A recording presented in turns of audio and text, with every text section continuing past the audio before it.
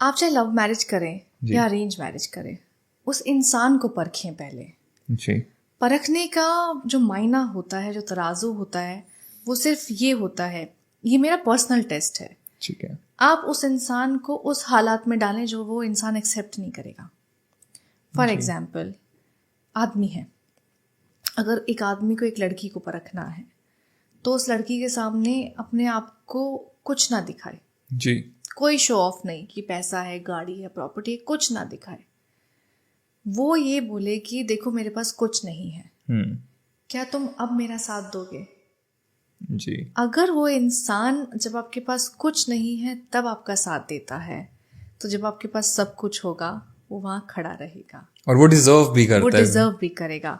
लेकिन अगर बनी बनाई थाली में आप किसी इंसान को लाके बिठा दोगे, परोसा परोसा खाना उसको दे दोगे, तो इंसान कद्र नहीं करते हैं। जी।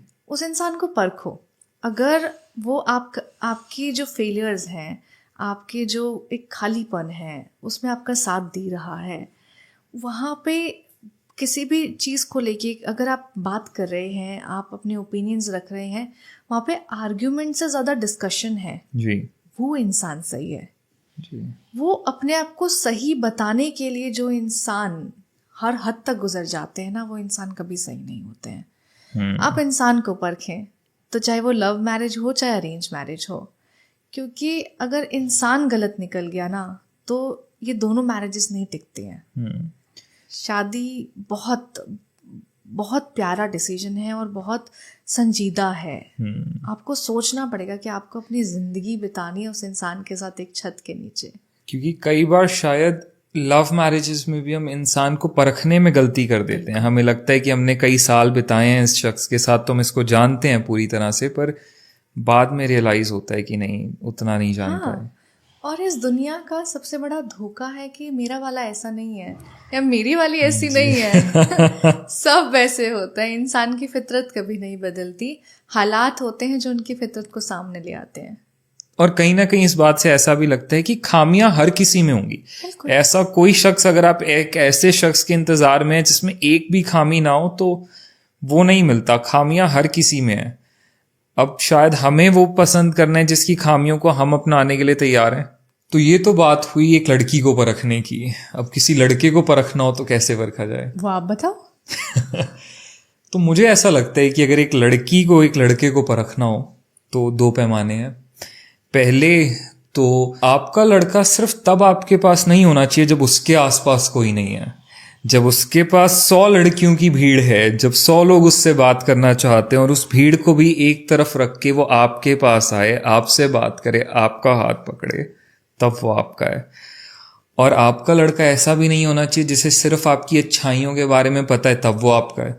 जब उसको आपके पास्ट के बारे में, आपके प्रेजेंट के बारे में, हर अच्छाई और बुराई के बारे में पता है और फिर भी वो आपको अपना रहा है, फिर वो आपका है। बिल्कुल। इंसान को ना आप अपनी रूह दिखाओ। और अगर वो आपकी बाहरी सुंदरता को छोड़ के आपकी आत्मा से प्यार कर रहा है तो वो प्यार है। प्यार कभी ये नहीं देखता कि आप कितने सुंदर दिख रहे हैं, या फिर प्यार कभी भी ना किसी इंसान से नहीं होता। प्यार हमेशा इंसान की सोच से होता है। तो अगर आपने अपनी आत्मा को दिखा दिया, आपने अपनी नादानियों को दिखा दिया, अपने बच्चे को दिखा दिया और वो एक्सेप्ट कर रहा है, वो उस चीज़ में खुश हो रहा है, तो वो प्यार है, वो इंसान सही है। तो बहुत ज़रूरी है कि आप ये सोचें कि आप किसके साथ रिश्ता बना रहे हैं। तो कहीं ना कहीं सही वो है जो आपको वैसे अपना रहा है जैसे आप हो। बिल्कुल। अगर वो आपको बदल के अपनाना चाह रहा है तो वो आपसे तो प्यार नहीं करता वो। हाँ, देखो, बदलाव भी दो तरीके के होते हैं नमित।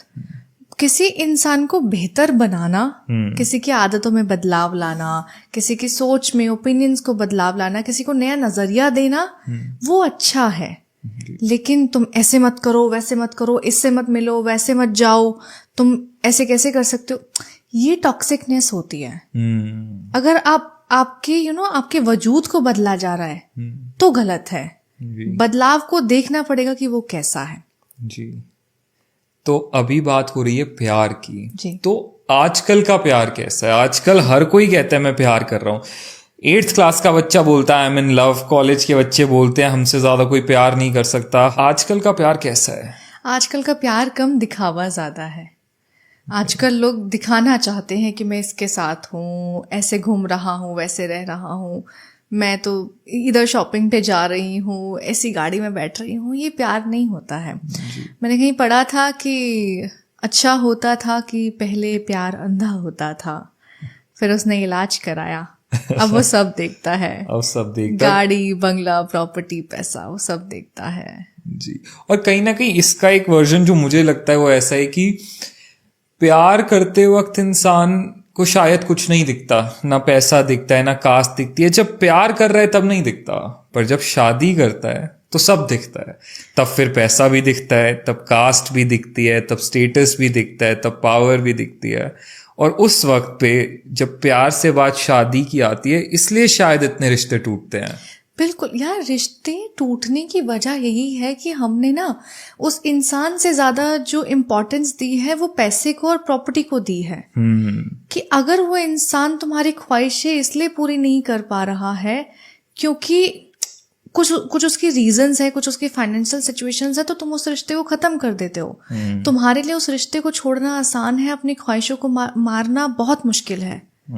इसीलिए रिश्ते टूटते हैं। हमारे जमाने में जो आजकल के बच्चे हैं उनके लिए बहुत आसान है ब्रेकअप बोल देना कि मेरे को अगर अच्छा नहीं लगा तो इट्स ओवर। हुकअप कल्चर आ गया है, बेंचिंग कल्चर आ गया। ये क्या है कि एक जाएगा तो दूसरा तैयार बैठा हुआ है। ये प्यार थोड़ी होता है। आप तो तौहीन कर रहे हो, आप किसी की बेइज्जती नहीं कर रहे हो, आप खुद की बेइज्जती कर रहे हो। क्योंकि आपने अपने आप को इतना आम बना दिया है कि आपको किसी ना किसी के सहारे की जरूरत है। कोई आपको खुश करेगा, कोई आपका रिचार्ज करेगा, कोई आपको खाना खिलाएगा, कोई आपको घुमाएगा, आपको हमेशा किसी और की जरूरत है। तो वो तो जरूरत है ना, वो प्यार कहाँ है? तो रिश्ता कैसे चलेगा जब प्यार है ही नहीं, वो जिंदा ही नहीं है। लोगों को लगता है कि वो प्यार कर रहे हैं, पर शायद वो प्यार होता नहीं है, क्योंकि वो रिश्ता तब तक ही चल रहा है जब तक मेरी ज़रूरतें पूरी हो रही हैं, मेरे हिसाब से सिचुएशंस चल रही हैं। जब वो नहीं चलेंगी तो रिश्ता नहीं चलेगा। तो फिर ये प्यार तो नहीं हुआ। ये प्यार नहीं है, ये सौदा है। ये सौदा। आप उस इंसान के पास नहीं रहना चाहते, आप उस इंसान के पास जो चीजें हैं उसके पास रहना चाहते हैं। आपको उसकी आत्मा से, उसकी सोच से, उसकी आदतों से प्यार नहीं है। आपको उसकी प्रॉपर्टी से, उसके पैसे से, उसके बैंक बैलेंस से प्यार है। और अब एक बात आ रही है जब प्यार की, तो एक सवाल आता है, क्या प्यार भुलाया जा सकता है? नहीं। एक बार अगर आपको किसी से सच्चा प्यार हुआ तो क्या आप उसे भुला सकते हैं? वो आपकी यादों में रहना चाहिए। अगर आपने उसको भुला दिया तो वो कैसा प्यार था? आप उसको ना अपनी यादों में रखो जी। उसकी अच्छी चीजें भी यादों में रखो, उसकी बुरी चीजें भी यादें रखो। अच्छी चीजें आपको बेहतर इंसान बनाती हैं, आपको ये सिखाती हैं कि किस चीज से आपको खुशियां मिलती थी और आपको क्या चीज चाहिए जी। वो आपको बताएंगे कि आपकी जिंदगी में आपको जरूरत किस चीज की है। बुरी यादें आपको ये बताती हैं कि आपको वो तो अगले रिश्ते में नहीं करना है जी। वो आपको पहले ही सतर्क कर देते हैं कि नहीं यार, इतना नहीं गिरना था, अपने आप को इतना नहीं गिराना था किसी के आगे। तो आपको यादों में रखना चाहिए। अगर आप यादों में नहीं रख रहे हैं तो वो प्यार भी नहीं था। I'm sorry। क्या प्यार कभी मांगने से मिल सकता है? नहीं। अगर किसी के सामने रोके आप किसी चीज को मांग रहे हो, आप प्यार को मांग रहे हो, तो वो भीख होती है। वो इंसान आपको दया में देगा, प्यार नहीं करेगा। वो इंसान आपके साथ सिर्फ इसलिए रहेगा कि यार वो मेरे बिना ना मर जाएगी, वो मेरे बिना ना तड़प रही है। वो प्यार नहीं, आप उस पर दया दिखा रहे हो। आप उस इंसान के साथ सिर्फ इसलिए रहो क्योंकि आप उसके साथ चाहते हो रहना, आप उससे प्यार करते हो। आपकी मोहब्बत आपको उससे जुदाई बर्दाश्त नहीं होने देगी।